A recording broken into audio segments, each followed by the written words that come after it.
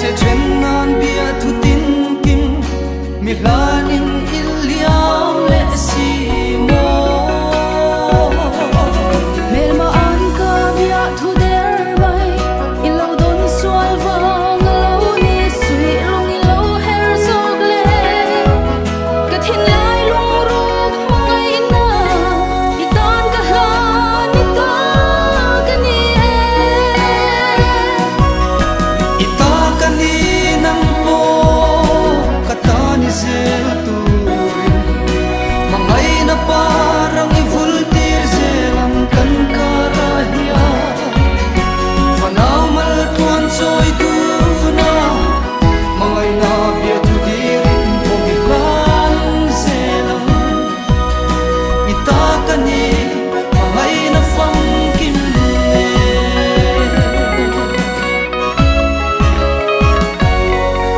izunai lai ka bang thailo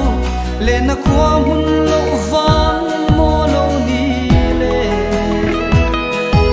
mer ma an ka bia thu der mai